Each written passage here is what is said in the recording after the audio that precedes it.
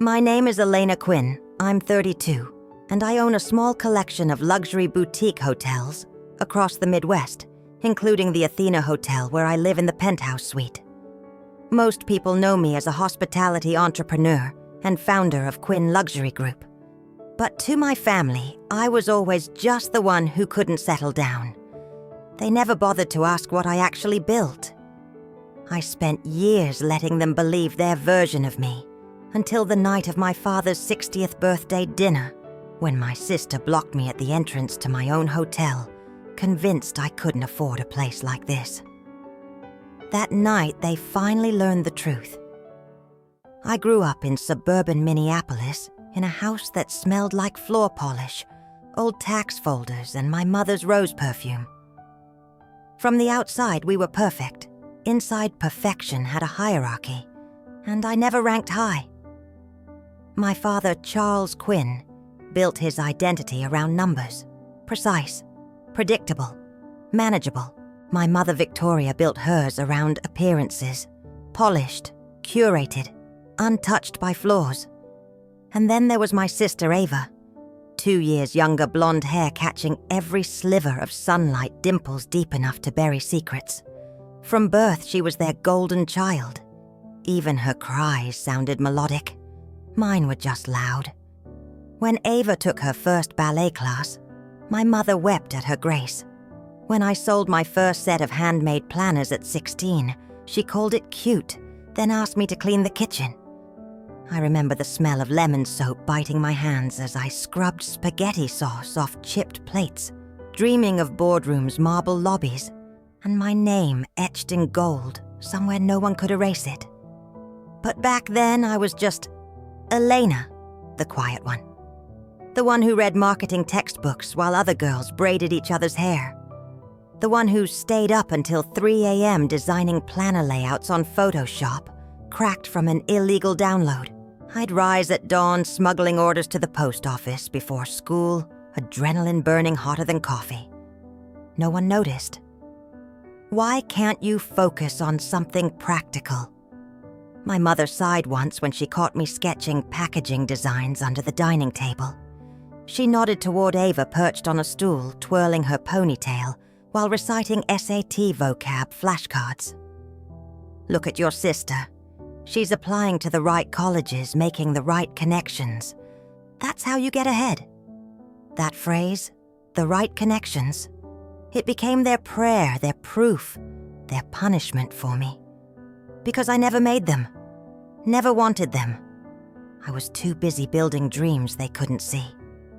When college application season came, Ava's acceptance letters arrived in thick envelopes, embossed crests, screaming her worth to the world. Mine came thin. I didn't apply to Ivy Leagues. I applied to hospitality schools with strong business minors. My father scoffed when he read my acceptance letter. Hospitality management hotels. He sneered over chicken parmesan one Sunday dinner. His fork clanged against his plate as he dropped it.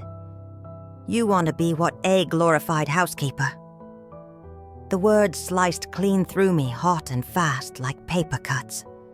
I remember staring at the marinara stain blooming on the white tablecloth, thinking one day I'll own a place where the linens never stain, where his words can't reach me. I didn't cry. I never did. Tears were weakness in the Quinn house. Ava learned to use them as currency. I learned to swallow them whole, feeling them dissolve acid-like in my chest. When it came time to pay tuition, they wrote checks for Ava without blinking. Full coverage for her Ivy League business degree, housing, meal plans, off-campus apartment. For me, we think it's important you learn financial responsibility, my father said. You chose this path, you pay for it. So I did. I worked morning shifts at a hotel front desk, checking in guests who never looked me in the eye. I attended afternoon classes in corporate strategy and service design. I waitressed evenings at an upscale restaurant where I learned that the rich tip best when you treated them like gods or ghosts. I learned to walk in silence to clean lipstick-stained glasses without flinching at whispers of, "She's pretty," but she'll never be more than a server.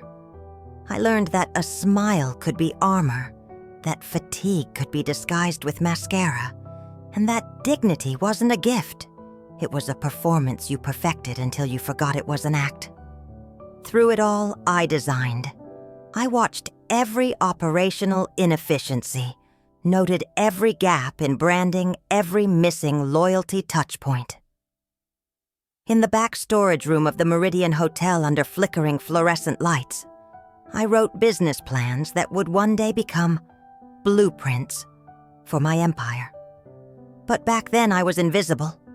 To guests, to classmates who called me maid when they saw my uniform, to my family who never asked how I managed rent tuition and 3 jobs while maintaining a 3.9 GPA. The only person who saw me was Dr. Miriam Hayes, my hospitality strategy professor.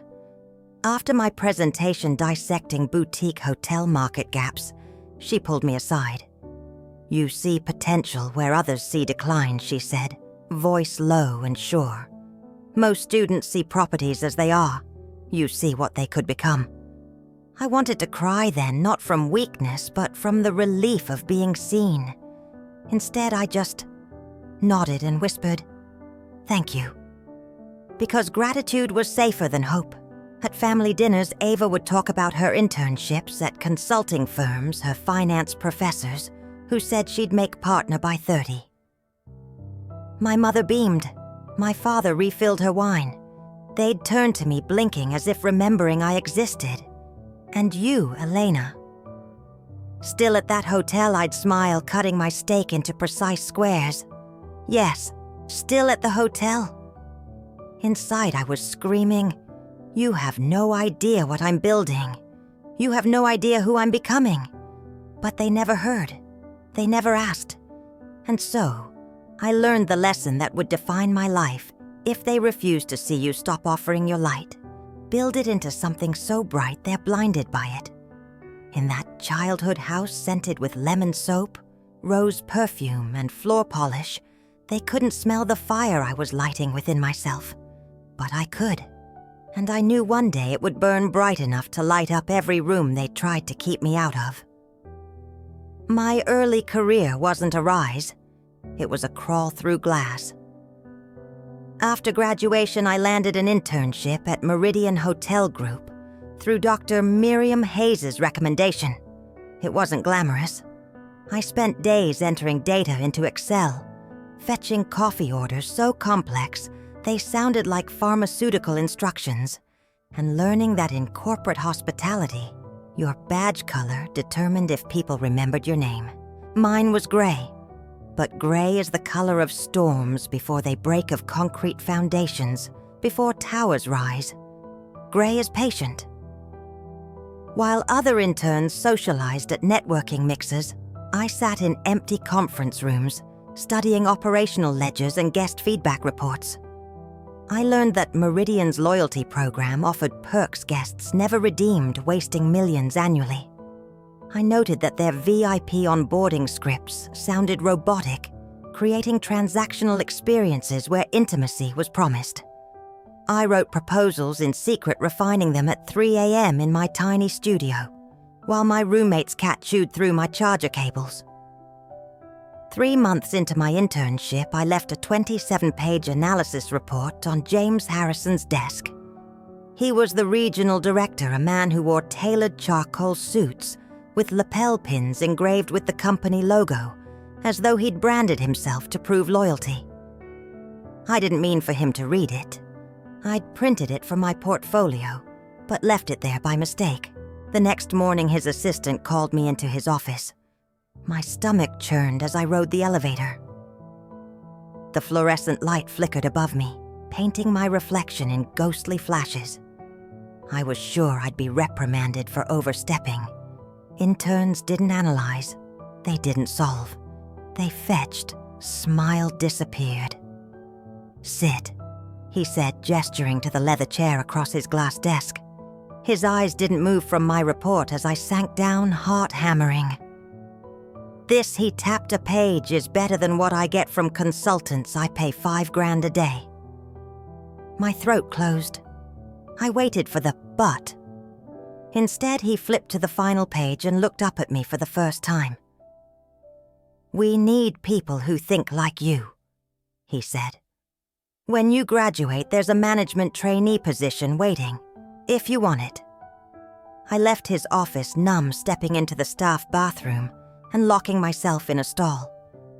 The tile floor was cold against my shoes as I sat on the lid and let silent tears slip down my cheeks, not from fear, from relief, from the sharp electric awareness that I had just torn open a doorway no one thought I could reach.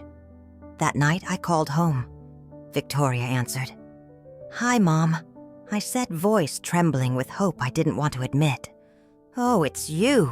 Hold on, your sister wants to tell you about her internship presentation." "Wait," I interrupted, panic rising. I have news." Meridian offered me a management position after graduation. Full salary, benefits. They said my analysis was better than their consultants. There was silence, followed by a soft sigh. "Well, at least you'll have steady employment," she said. Management trainee isn't exactly executive material, but it's something. Anyway, here's Ava." I don't remember what Ava said. Something about her boyfriend's summer house and her firm's partner track, fast lane. My ears buzzed with static, my chest cold and hollow. After we hung up, I sat on my mattress staring at the cracked ceiling. I felt nothing. I felt everything. That was the last time I called home to share good news. At Meridian, I rose quickly. At 24, I was promoted to guest experience manager. At 26, hotel manager. I revamped loyalty packages, created onboarding scripts that felt human, and built staff training programs that treated front desk agents like ambassadors instead of clerks. Revenue rose 18% within a quarter. James Harrison shook my hand, eyes gleaming with profit calculation. "You have a gift for seeing what others miss, but gifts are dangerous. They make you believe the people who notice them value you, until they don't." When Meridian hired a new director of operations, he reviewed my staff initiatives and launched them corporate-wide without my name attached. When I asked James why he hadn't credited me, he said, "That's how corporate works, Elena. Your reward is your paycheck. Don't ask for more." That night, I sat alone in my office. After hours, lights dimmed, staring at the skyline. I realized I was done being a pawn making kings look strategic. So at 28, I left. I cashed out every stock option, emptied my savings, and pitched investors to fund a boutique consulting firm. They said no. "You're too young. Hospitality is consolidating, not fragmenting. You're a pretty face, but we're looking for aggression." They meant male aggression. They just didn't say it. So I built it anyway, alone. I consulted for failing boutique hotels, designing rescue strategies with signature branding reinventions. Within a year, I earned enough to acquire my first property, the Athena, a faded 5-star hotel, bleeding money for years. I walked its hallways the first day of ownership, running my fingers along chipped wainscoting, smelling stale carpet shampoo, and despair. "I see what you could be." I whispered to its walls the same words Dr. Hayes once said to me. And for the next 18 months, I built it into the most exclusive luxury hotel in Minneapolis. I sourced marble from Carrara-commissioned mural restorations, redesigned suites to blend Art Deco heritage with ultra-modern elegance. Bookings skyrocketed. Media coverage hailed it as the resurrection of forgotten grandeur. By 30, I owned 3 hotels. By 32, 5 each unique, each transformed from neglected potential into shimmering statements of what vision and ferocity could birth.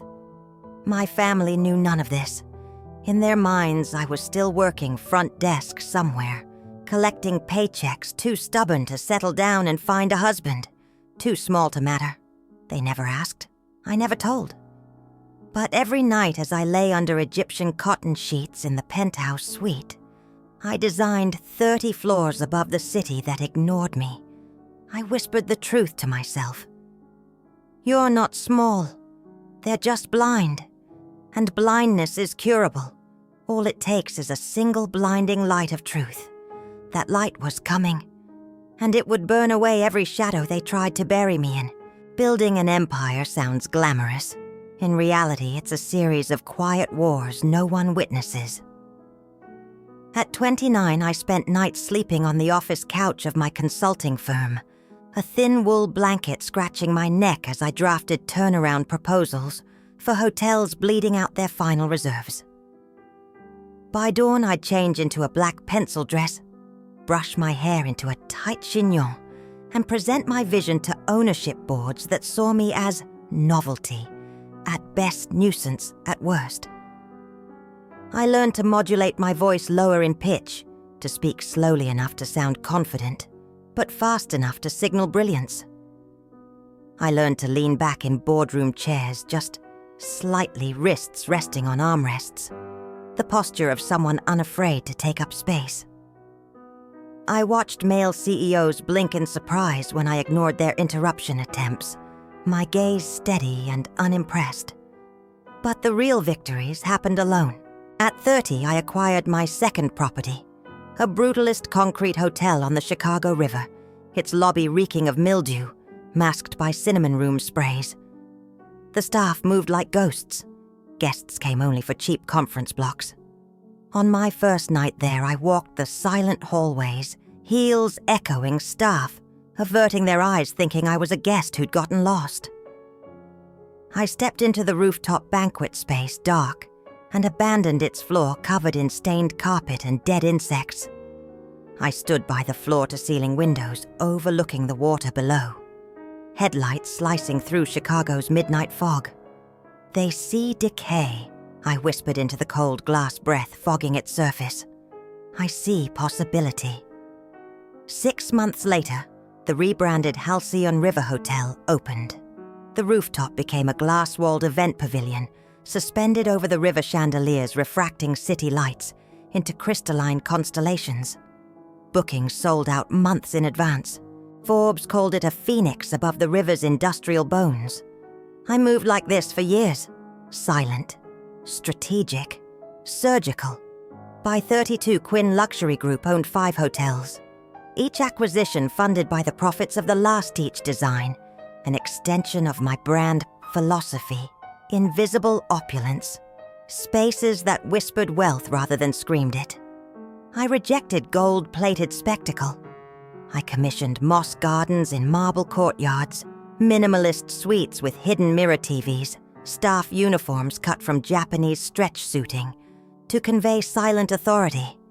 My investors multiplied, attracted by returns, but intimidated by my presence. I watched them squirm during quarterly reviews. When I called out inefficiencies with surgical precision, always delivered softly, my voice calm and unhurried. Soft words, sharp knives. Throughout this rise, my family remained blissfully ignorant. My mother called occasionally to ask if I was still at that hotel. She never asked which one, never realized they were all mine. Ava called only when she needed something resume reviews, introductions to PR agencies, a free suite for her boss's anniversary weekend. Of course, I'd say, politely ending the call, instructing my staff to charge her full corporate rates. I didn't do it out of pettiness. I did it to preserve the sanctity of what I'd built. My empire wasn't charity. It was legacy. And legacy isn't handed out like party favors to people who never believed in your worth. At night, I walked the silent halls of the Athena, my crown jewel running fingertips over smooth walnut walls, inhaling the quiet power of spaces that bore my signature. Housekeeping staff bowed their heads as I passed. Security nodded with restrained deference. Guests glanced curiously, wondering who I was to command such silent reverence. I was Eleanor Quinn, CEO, owner, architect of every inch of marble and silk under their feet. But to my family, I was still just working at a hotel, And I let them believe it, because the longer they underestimated me, the sharper the blade of truth would feel when it finally fell. Sometimes, as I stood on my penthouse balcony, overlooking the city I'd conquered, I imagined the moment it would come. I saw Victoria's face freeze mid-critique, Charles's eyes widen in confused awe, Ava's lips parting no words, just stunned silence. Not because I craved their validation. That ship had sunk long ago, rotting at the bottom of their shallow sea of expectations.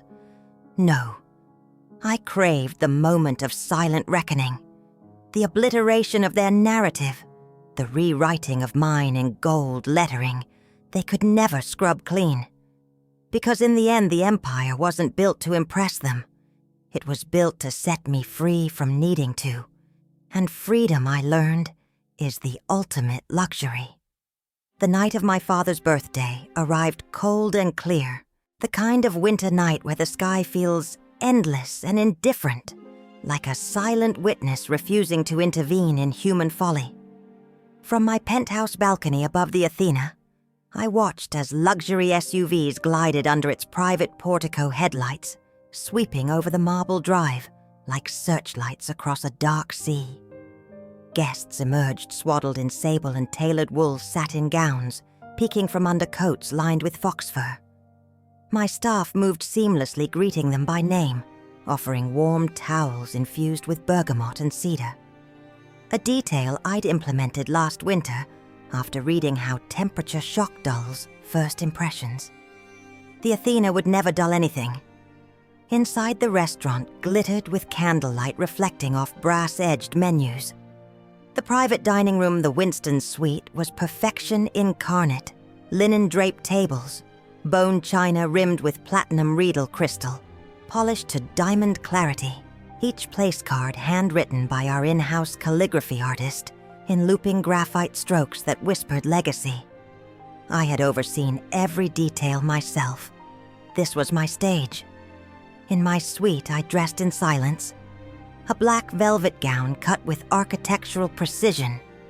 Collarbone exposed like marble under gallery lights. Sleeves falling to razor-sharp cuffs at my wrists. No necklace, just diamond stud earrings, because restraint is the purest form of power. Before descending, I called Michael. Everything in place, I asked. Every detail, he replied, his voice, calm steel. You're certain about the reveal tonight? I studied my reflection in the glass. My eyes were cold but alive with something feral. Something that could never again be domesticated. Yes, I said softly. They've lived long enough in ignorance. When I entered the lobby, they were already there. My father, Charles, in a navy Brioni suit he wore to every milestone event. Shoulders stooped now, under age and unspent regret. My mother, Victoria, in pearl earrings and a cream dress too tight across her shoulders, scanning the marble floors critically, hunting for imperfections to report. And Ava, my sister. Perfect as ever in blush satin hair curled into calculated waves, diamond bracelet shimmering with each dismissive flick of her wrist as she tapped out texts with manicured precision. I approached quietly, my heels silent on the plush carpet. For a moment I stood unseen, observing them like strangers. Victoria was lecturing Jackson, my GM, about table arrangements, her voice sharp enough to slice skin. Ava was scrolling Instagram, lips pursed in habitual condescension. Finally, I stepped forward. My scent tuberose, black amber, quiet dominance, reached them before my words did. "Good evening," I said. They turned. Victoria's eyes narrowed immediately, scanning me top to hem. "Elena," she clipped, "you're late?" "It's my hotel," I replied, voice calm as winter sea. "Dinner doesn't begin until I arrive." Her brows furrowed. Confusion flickered quickly, masked by irritation. Ava let out a small, incredulous laugh. "Your hotel," she scoffed. "Don't embarrass yourself tonight, Elena." At that moment, Michael stepped forward, impeccable in black suit, earpiece, discreet posture, radiating authority. "Miss Quinn," he said, his voice carrying across the lobby with quiet command. "The Winston suite is ready. Shall I escort your family to the private dining room?" The lobby fell silent. Staff paused, heads bowing slightly at my name. Guests turned, curiosity igniting behind polite smiles. Victoria's mouth parted lipstick, bleeding into fine lines around her lips. Charles blinked confusion, clouding faded blue eyes. And Ava, beautiful, invincible Ava, stared at me like she was seeing a ghost she thought she'd buried. "What is this?" Victoria demanded, voice shaking. I didn't answer. I turned to Michael and said quietly, "Proceed." As we walked, staff along the corridor murmured, "Good evening, Miss Quinn," each greeting soft and reverent, the way monks address a high priestess. Victoria's shoulders stiffened with each acknowledgement. Ava fell silent, clutching her sequined clutch like a lifeline. The doors to the Winston suite opened. Candlelight spilled out, illuminating us in molten gold. Their friends, neighbors, colleagues turned to watch. At the head of the table stood Jackson, who bowed slightly.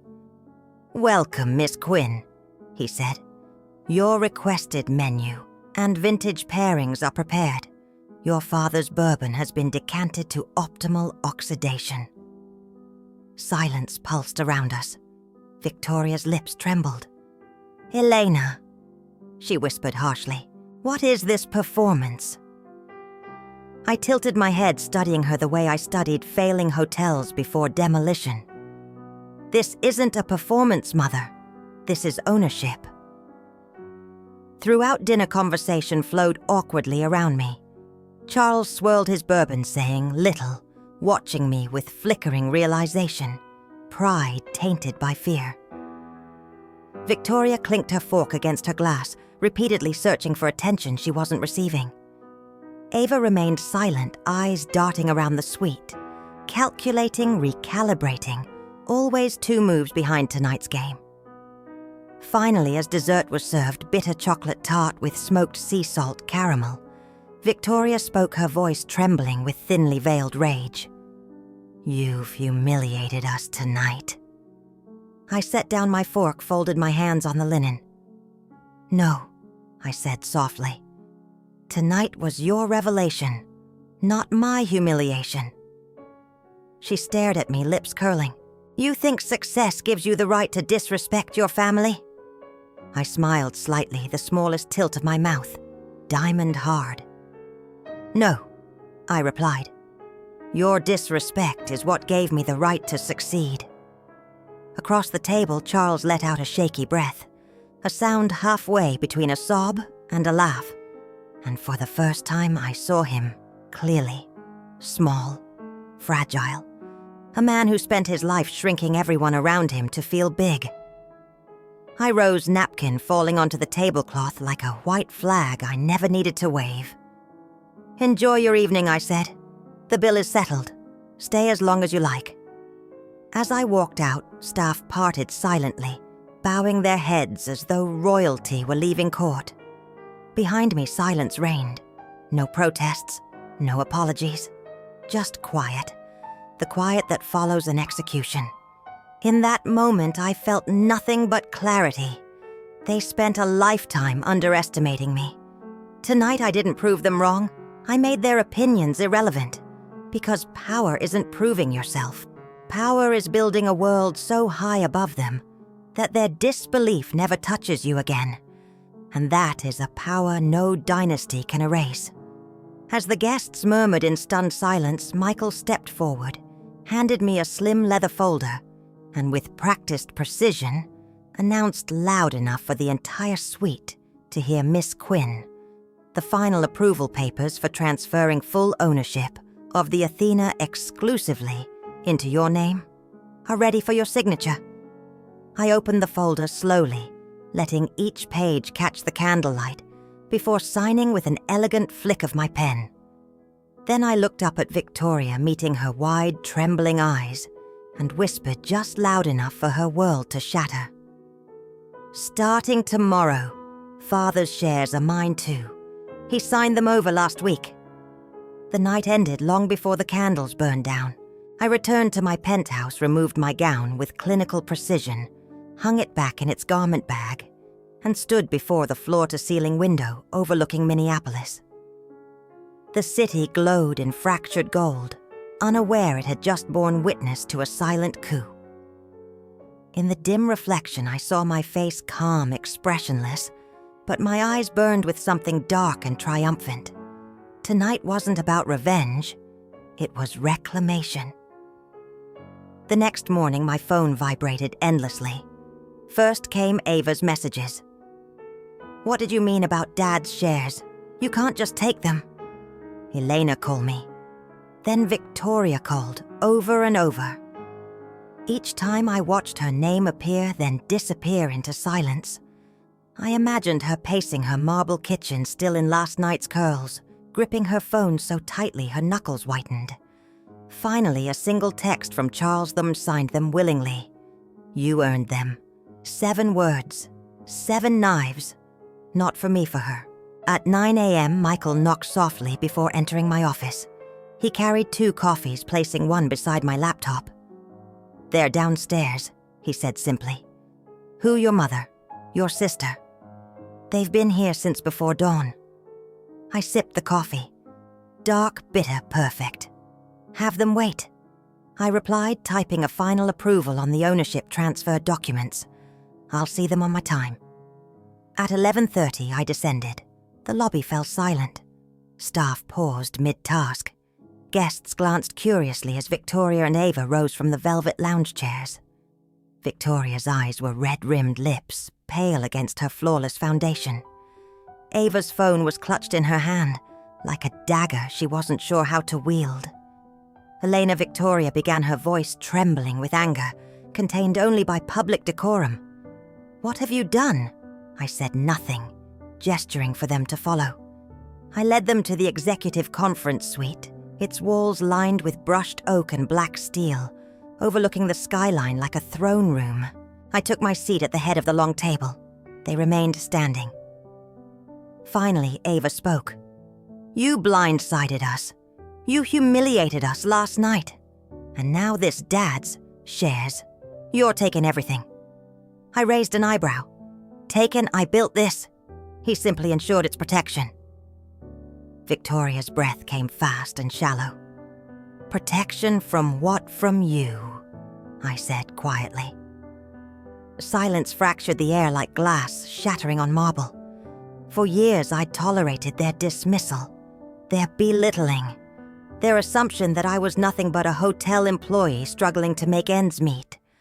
But last night changed everything, because last night Charles saw the truth. The empire I built didn't diminish him. It liberated him from their narrative, from her control. He signed over his shares to guarantee my majority ownership permanently, I continued. He said it was his final gift. Victoria shook her head violently, hair brushing her shoulders like a dying flame. "You manipulated him." "No," I corrected, my voice low and sharp. "I inspired him." "There's a difference." Ava stepped forward, her composure cracking. "Why didn't you tell us? Why keep this secret for so long?" I tilted my head, slightly studying her. The sister who grew up believing I was a shadow in her spotlight. "Because you never asked," I said softly. "And because the truth wouldn't have fit your narrative. My silence protected you from your own smallness." Victoria collapsed into a leather chair, staring blankly at the city beyond the glass. "What happens now?" she whispered. I stood gathering the signed transfer documents into a black leather folder. The final seal of my empire. "Now," I said, voice calm, detached, absolute. I redraw the lines. I walked toward the glass wall, gazing down at the ant-sized cars moving along winter gray streets. I will maintain my relationship with Father. As for you two, our interactions will remain professional. Any requests regarding this hotel, its finances, or my assets will go through Michael and legal counsel. Ava's mouth fell open. "You're cutting us out." "No," I said, turning to face them fully. I'm setting boundaries. You're welcome to exist within them, or outside. The choice is yours. Victoria began to cry then, silent shaking tears streaking her foundation. For the first time in my life, I felt no pity, only a hollow, quiet understanding. This wasn't punishment. This was clarity. Their opinion of me no longer anchored my worth. I stepped forward, placed a gentle hand on her trembling shoulder, and whispered, "Mother, I forgive your limitations, but I'll no longer let them define mine." Then I turned to Michael, who stood at the door like a silent sentinel. "See them out." As they left, I gathered the folder to my chest, feeling the paper's cool edges against my collarbone. My empire, my freedom, my final severance from the chains of their doubt. Outside, the winter sun broke through thick clouds, spilling cold, brilliant light across the skyline. And for the first time in decades, I exhaled without feeling like I owed anyone anything. Days after the dinner, the city moved on. Headlines shifted to political scandals, stock market tremors, celebrity divorces. But within the quiet empire, I built a silent revolution, pulsed through every marble hall and oak-paneled boardroom. My father's shares transferred within 48 hours. I sat alone in my penthouse office as dawn crept silver across the skyline, staring at the final digital confirmation. 100% ownership. The words glowed white against black glass, quiet as snowfall but as irrevocable as death. My reflection looked back at me in the darkened screen, eyes calm, lips parted in silent triumph, hair falling loose around my shoulders like the mane of a creature no longer caged. That morning, Michael entered without knocking. He never knocked. Announcements were for men who needed to ask permission to exist in power. "It's done," he said simply. I didn't look up. I kept my eyes on the screen, committing each letter to memory, branding it into my bones. "Legal counsel has filed the structural amendments," he continued. "Effective immediately, you hold sole controlling interest in the Athena Group, all subsidiaries and future acquisitions." I closed my laptop slowly. The click of its lid sounded like a vault, sealing shut on an old life I would never revisit. A life of silent compliance, of waiting to be seen. We walked the halls together in silence. Staff bowed their heads as we passed. Guests turned curiosity flickering behind polite half-smiles. They didn't know me, but they felt my presence the way iron filings feel a hidden magnet. In the lobby, a young housekeeper dropped her cleaning caddy at the sight of us. Bottles rolled across marble, clattering like startled birds. I bent down, gathering them calmly. "Miss Quinn." "I'm so sorry," she whispered, flushed with embarrassment. "Don't apologize," I said gently, placing a bottle of polish back into her tray. "Mistakes are how we learn to move with precision." Her eyes widened as recognition dawned. Then she nodded quickly and rushed away, leaving only the faint scent of citrus cleaner lingering behind. Michael watched silently, his gaze unreadable as always. "Why do you do that?" he asked. "Do what see them," he said softly, "when no one else does." I adjusted my sleeve cuffs with deliberate care, the diamond cufflinks catching pale winter light. Because I replied, I know what it's like to be invisible. By noon, I was seated in the Winston suite, finalizing acquisition terms for a boutique property in Chicago. The renderings scrolled across my tablet, wide glass facades, shadowed concrete cantilevers, the minimalist geometry of power made manifest. My phone buzzed with a single text. "Charles' lunch today." I exhaled, a quiet ache blooming under my ribs. For all his failings, my father was at least trying to understand the daughter he spent decades ignoring. We met at a discreet French bistro downtown. He was already seated reading the Wall Street Journal, a cup of Earl Grey steaming before him. When he looked up, I saw a flicker of something unfamiliar in his eyes. Pride, tainted by regret. "Elena," he said, rising awkwardly to greet me. "Thank you for coming." I sat across from him, folding my hands neatly on the white tablecloth. "What did you want to discuss?" I asked. He hesitated, folding the paper and placing it aside. His knuckles were mottled with age spots I'd never noticed before. "I wanted to say, I know I failed you." His voice cracked. "Watching you at the hotel, seeing how they look at you, I realized how small I made you feel growing up." He looked away quickly, dabbing his mouth with a napkin he hadn't yet used. "I thought I was protecting you from disappointment, but I see now I was protecting myself from acknowledging you were stronger than I could ever be." Silence settled between us like dusk falling through cathedral windows. Finally, I spoke. "You can't rewrite the past," I said calmly, "but you can choose what role you play in the future. Your shares are secured in my name. The business is mine. You're free of its burdens. Live the life you want now. Be the man you were too afraid to be." He looked at me, then, eyes glossy. "And you," he whispered. I held his gaze unflinching. "I will be the woman I was never allowed to become." After lunch, I returned to the Athena. In my office, Michael was waiting seated in the leather chair opposite my desk, reviewing updated security protocols for Chicago. He looked up as I entered, studying me with that quiet precision I had come to rely upon. "How was lunch?" he asked. "Necessary," I replied, removing my coat. He's relinquished everything, emotionally and legally. Michael nodded, tapping his pen against the folder in his lap. "You've rewritten the legacy," he said. "They'll never erase you now." I sat behind my desk, steepling my fingers before me. "That was never the goal," I said softly. "No." His brow furrowed.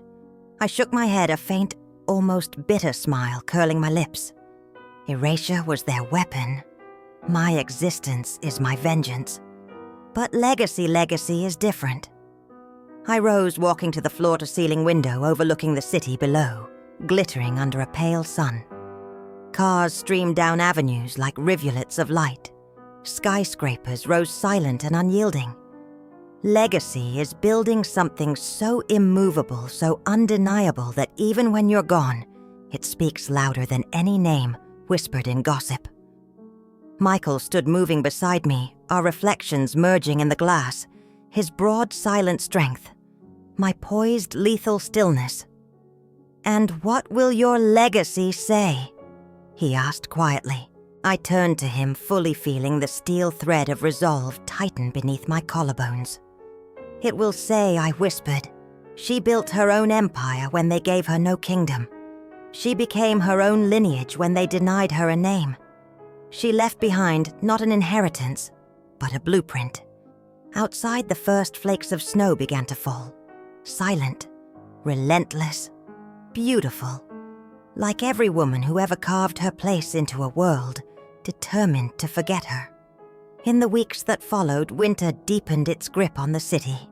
Snow fell in relentless drifts, silencing streets, blanketing roofs, transforming everything beneath it into something softer, quieter, yet no less unforgiving.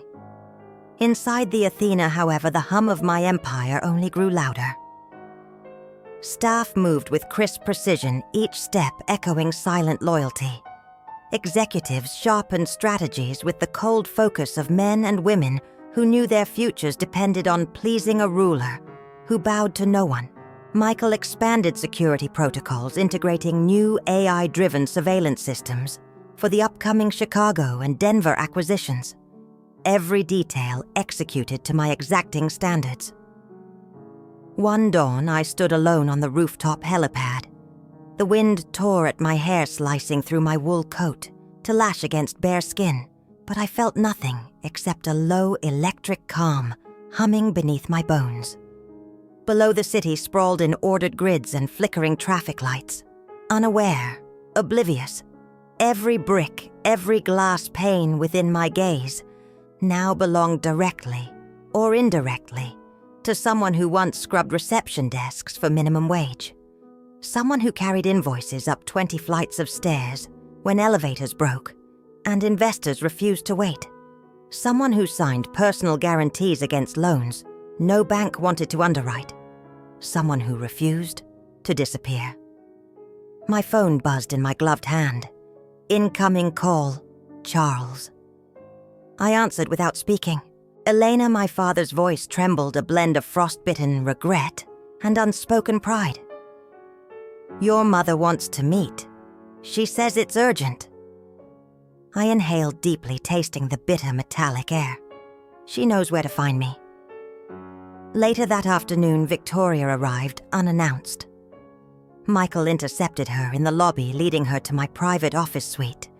When I entered, she stood by the window, back, stiff eyes, flicking over the minimalist decor with forced neutrality. Elena, she began, voice shaking despite her careful composure. This has gone far enough. I said nothing, walking past her to my desk, flipping open the day's acquisition proposals. You've proven your point. She continued, her tone brittle. We get it. You're successful. You own everything. Congratulations. I looked up then, my gaze slicing through her trembling defiance. This was never about proving a point, I said calmly. This was about taking back what you all convinced me I didn't deserve. She exhaled shakily, tears brimming. I don't know who you've become. I tilted my head slightly, studying her with clinical detachment. The mother who spent decades sharpening my edges into invisibility, teaching me that love was conditional and worth was negotiable. I've become exactly who you feared, I replied softly. Untouchable. Her tears spilled over, streaking her foundation. She looked smaller than I remembered, dwarfed by the floor-to-ceiling windows, framing a kingdom she never wanted me to rule. Elena, please, she whispered. I'm still your mother. I stood gathering the acquisition folders into a leather portfolio. My movements were smooth, deliberate, each click and snap punctuating finality. Biologically, yes, I said, voice cold, as the January wind curling around the glass. Strategically irrelevant. She flinched as though I had struck her. Silence swallowed the room, heavy as concrete poured over a grave. Finally, her voice broke, trembling and raw. What do you want from me? I paused at the door, turning back to meet her sunken, desperate gaze. The gaze of a woman confronting her own obsolescence. I want nothing, I said, each syllable cutting clean. That's what makes me untouchable. That night I sat in the rooftop lounge watching snow swirl in dizzying eddies against the black sky. Michael approached, placing a glass of Barolo before me, its dark ruby depths catching candlelight like spilled blood. Denver acquisition is finalized, he reported quietly. That makes 10 properties under direct Athena Group control. We've reached your Q1 target 2 months early. I sipped the wine, letting its velvet bitterness bloom across my tongue, grounding me in the dark certainty of my own design. Good, I said. Prepare the New York strategy brief. We break ground this quarter. Michael studied me for a long moment, silent and searching. Are you happy? He asked finally. I looked out at the city glowing beneath fresh snow. Happy? The word felt childish in my mouth, fragile, breakable, like glass underfoot. No, I said honestly, but I am untouchable. And in that still silent truth, a peace far deeper than happiness settled into my bones. Because happiness can be stolen, peace can be shattered. But untouchable is a fortress built from every dismissal, every betrayal, every belittling word ever thrown, like stones at your ribs. Untouchable is knowing no hand can take from you what you built alone. Untouchable is power beyond their comprehension. Outside Dano, his brow furrowed. I shook my head, a faint, almost bitter smile curling my lips. Erasure was their weapon. My existence is my vengeance. But legacy is different. I rose, walking to the floor-to-ceiling window overlooking the city below, glittering under a pale sun. Cars streamed down avenues like rivulets of light. Skyscrapers rose silent and unyielding. Legacy is building something so immovable, so undeniable, that even when you're gone, it speaks louder than any name whispered in gossip. Michael stood moving beside me, our reflections merging in the glass, his broad, silent strength, my poised, lethal stillness. "And what will your legacy say?" he asked quietly. I turned to him, fully feeling the steel thread of resolve tighten beneath my collarbones. "It will say," I whispered, "she built her own empire when they gave her no kingdom. She became her own lineage when they denied her a name. She left behind not an inheritance, but a blueprint." Outside, the first flakes of snow began to fall. Silent, relentless, beautiful, like every woman who ever carved her place into a world determined to forget her. Spring arrived late that year. Snow clung stubbornly to the city's edges, while frozen rain polished sidewalks into treacherous glass. But inside my world, there was no thaw, only further consolidation. The Athena Group expanded into Chicago, by March Denver, by April, and in May we finalized negotiations for a flagship in Manhattan, overlooking Central Park, a property once held by a legacy family, 5 generations deep. Until my silent acquisition team dismantled their illusions of permanence, clause by clause, brick by brick. I sat alone in the private cabin of my jet as we descended into LaGuardia. Below, the city stretched like a glittering circuit board humming with oblivious chaos. I sipped Darjeeling tea, reviewing final purchase agreements as sunrise burned the Hudson into molten copper. Landing in 7, Michael's voice crackled through the intercom. "Boardrooms ready, media blackout in place." I closed the folder softly.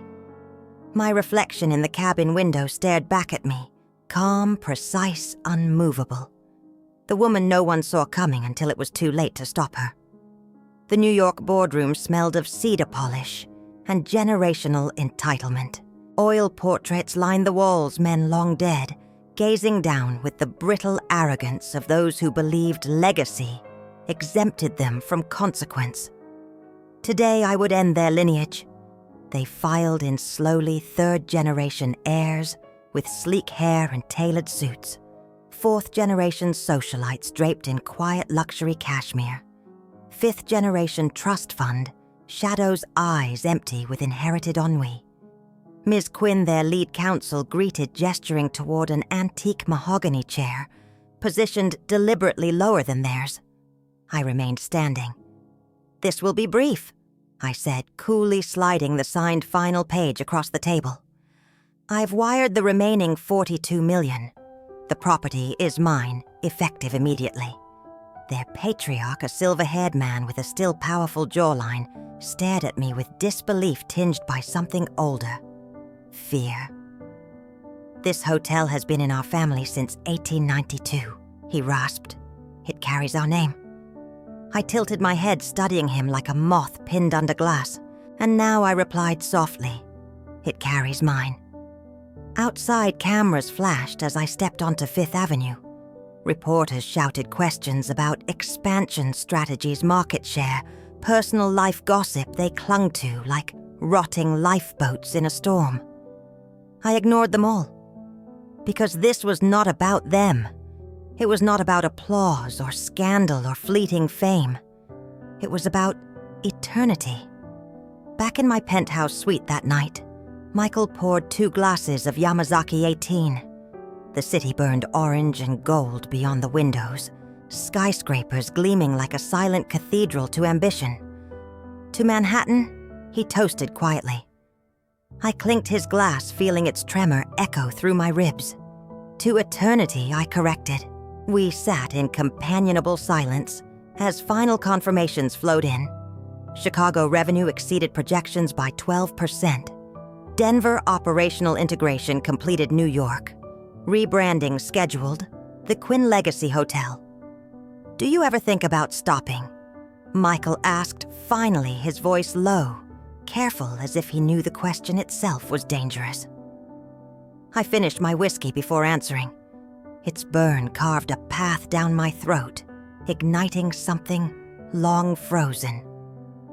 Stopping is for those who think they've built enough to rest upon. And you haven't, he pressed. I met his gaze, unflinching. Empires are not built to be enough, I said softly. They are built to be eternal. That night I slept deeply, dreamlessly. When I woke before dawn, the city still slept beneath a sky the color of forged iron. I rose dressed in a simple black suit and descended to the private boardroom. A fresh pot of tea awaited. My executive team filed in silently, eyes sharp with purpose. Michael handed me the updated expansion dossier. Toronto, Vancouver, Seattle, London. Where do we begin? He asked. I ran my finger down the list, feeling each city hum beneath my touch.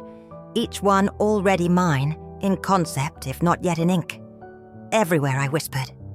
Because power isn't just holding what you own. True power is when your name becomes an adjective. When your empire becomes the measure against which all others are deemed insufficient. When your existence becomes eternity itself. Outside dawn split the horizon into streaks of gold and bruised violet. The city woke beneath an empire no longer simply mine, but forged in my image, carrying my name as its final pronouncement. I closed the dossier and stood to face my team. Begin the Vancouver negotiations today. Toronto tomorrow. Seattle next week. London soon.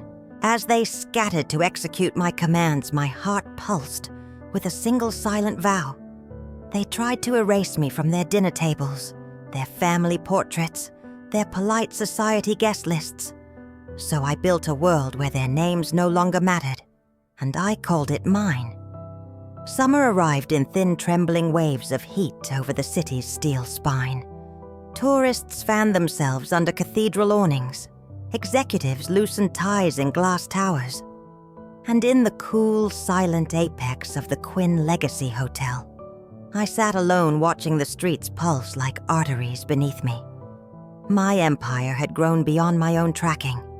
9 hotels, 4 under construction, 2 international partnerships finalizing. The Quinn Group's new valuation exceeded projections by 31%. My name was whispered in boardrooms as both warning and aspiration. But what no one understood was this. I never built for valuation. I built for time. On the first morning of July, I rose before dawn, descending silently through the private elevators. Michael waited in the lobby reviewing security memos on his tablet. He looked up as I approached, his gaze sharpening with unspoken questions. "You're up early," he said. "Time doesn't sleep," I replied, stepping past him toward the main dining hall. Inside, the floor-to-ceiling windows revealed a city still draped in pre-dawn shadow. Staff moved quietly, polishing cutlery, aligning glassware to near-microscopic precision. The smell of freshly brewed Sumatra roast curled around me like an invocation. I walked to the center table, the signature executive dining setting, designed to host the world's most powerful. The chair at its head was larger, higher-backed, sculpted in ebony wood and dark brass. The quiet throne, staff called it privately, because I never sat there while others dined. But today there were no others. I lowered myself into the throne's deep leather seat, feeling its cold embrace anchor me to the marble beneath. Michael entered moments later, pausing at the doorway. "Do you want company?" he asked. I shook my head. "Today is not for company. Today is for remembrance." He nodded, understanding. With a quiet bow, he stepped back, leaving me in the silent cathedral of my own making. I closed my eyes, letting the morning sun rise into the room, streaking the table with pale gold. Memories surfaced unbidden. The night my mother told me I would never amount to anything beyond receptionist. The day my father called my ambition cute and warned I'd end up alone. The moment my sister blocked my entrance to a hotel I owned to protect the family's imagined reputation. They had spoken to me as if I were fleeting, so I built something eternal. Outside traffic thickened into rush hour crescendo. My phone buzzed with urgent updates. London acquisition finalized. Tokyo negotiations greenlit by legal. Forbes requesting exclusive interview. The woman who became the industry. I turned the phone face down. Because while the world scrambled to catch up to my shadow, I was somewhere else entirely. I was in the quiet space between before and after, between what I had been forced to believe about myself and what I had proven with each empire, stone-laid. Between the child who begged for recognition and the woman who realized recognition was irrelevant if she became the measure of all things. I stood leaving the quiet throne behind and walked barefoot across cool marble toward the panoramic windows. The city unfolded in a living tapestry below. No single person could be seen clearly, just endless movement traffic veins, glowing red river, glinting with morning sun skyscrapers slicing the sky open. Power is never about being seen, I whispered to my reflection in the glass. True power is when you become the horizon inevitable, constant, unnoticed, until someone tries to outrun you. Behind me, staff entered to prepare for breakfast service, stopping wordlessly at the sight of me standing there, hair loose, black suit, unbuttoned feet, bare against marble. For a moment, none dared to move, as if witnessing something mythic in its quietness. Then I turned to them, my gaze steady and soft. "Continue," I said simply. They bowed and resumed their meticulous tasks, the room returning to its silent symphony of glass silver and porcelain. That afternoon, I boarded my jet to London for the next acquisition signing. Michael sat across from me, reviewing files with silent efficiency. As the plane lifted through cloud banks into endless blue, he looked up. "Elena, what's your endgame?" I smiled faintly, closing my eyes against the brilliance beyond the window. "There is no endgame," I murmured. "There is only time. And now, my name has become time.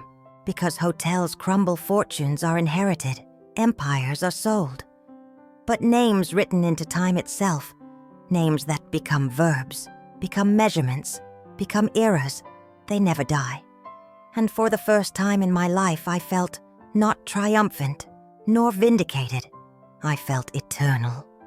By winter, my empire spanned continents. Tokyo rose beneath my brand's obsidian banners, black glass towers reflecting neon skies. London bowed quietly behind closed boardroom doors, centuries of aristocratic power, reduced to signatures trembling under my final clause. In every city, staff whispered a single truth. She doesn't build hotels. She builds inevitability. Competitors scrambled for relevance, clawing at scraps I discarded. They bought my outdated concepts at tenfold their worth, praying for survival, while I walked silently through marble halls they could never afford to imagine. Halls lined with my name carved in steel, flanked by silent armies of staff whose eyes flicked down when I passed, not from fear but reverence. At dawn, I stood atop the Singapore Tower Wind, whipping my hair into wild black banners that streamed across the awakening skyline. Below me, glass and light converged in an endless city built upon my design. I thought of my parents, then their dreams, so small, so rooted in desperate acceptance. They wanted comfort. I became a legend. Because legends are not born from comfort. They are carved out of dismissal, betrayal, and relentless nights alone in darkened offices, scribbling blueprints onto napkins, building what no one else dared to believe in. Each quiet rejection laid another stone in my fortress. Each betrayal poured molten steel into my spine. By spring, global headlines no longer called me a CEO. They called me an era, the Quinn Epoch one. Read in Financial Times bold serif letters stamped over my profile. Black suit, hair pulled back into a severe twist, eyes shadowed and unblinking. A journalist asked during an interview, voice trembling slightly, despite his practiced confidence. "Do you ever fear God?" I smiled into the camera, calm and cold. Why would I fear gods? I replied, voice velvet over ice when legends outlive them. At midnight, Michael found me in the London penthouse library. I stood barefoot on Persian rugs moonlight, cutting through floor-to-ceiling windows, illuminating me in fractured silver. Candles flickered on mahogany tables, their glow pooling like spilled gold over legal drafts and acquisition contracts. I was reading quietly, lips moving soundlessly with each clause that sealed another city under my name. "Elena," he whispered, awe, softening his steel voice. "You've done it. You've built something eternal." I closed the contract, extinguishing the candle with a single breath. Smoke coiled around my face, fragrant with beeswax and conquest. "No," I said, my voice quiet. As falling ash, I didn't build eternity. I became it. On the day the Vatican envoy requested a private audience to discuss the proposed luxury Vatican City residence. Under my portfolio, I sat alone on the Rome suite balcony. Below me lay centuries of dead gods and forgotten empires. The marble was cold beneath my palms. The sky burned crimson above basilica's domes, silhouetted like the ribs of fallen giants. I watched the sun bleed itself out behind St. Peter's dome, leaving only a bruised purple sky and the distant hush of bells, tolling prayers no god was left to hear. And I whispered into the dying light, "Let them build gods. I will build forever, because gods rise and fall upon the tides of worship. But forever, forever belongs only to those who build it with their own hands." And as night gathered around my silent balcony, the city lights below flickered into life, small trembling stars, reflecting a new constellation carved not into the heavens, but into steel marble and irrevocable law. A constellation bearing only one name: mine. Thank you for joining me on this journey, the journey of those who were once despised, excluded from the banquet of life, but still remained silent, to build for themselves a kingdom that no one could break. Thank you for believing in my words. Each word is written in the blood of the long night, the silent anger, at a speed that no one needs to acknowledge. Thank you for stepping into the dark areas where I lead the way, and also looking straight into the last light, the light that is not to comfort, but to clarify the truth about yourself. Remember, this world does not need more apologies. It needs people who are ruthless enough to live true to their souls. If this story touches you, take it to the battlefield of your life. And never forget, silence is not weakness. It is a strategy before becoming a legend. Thank you for reading, for feeling, for still being here.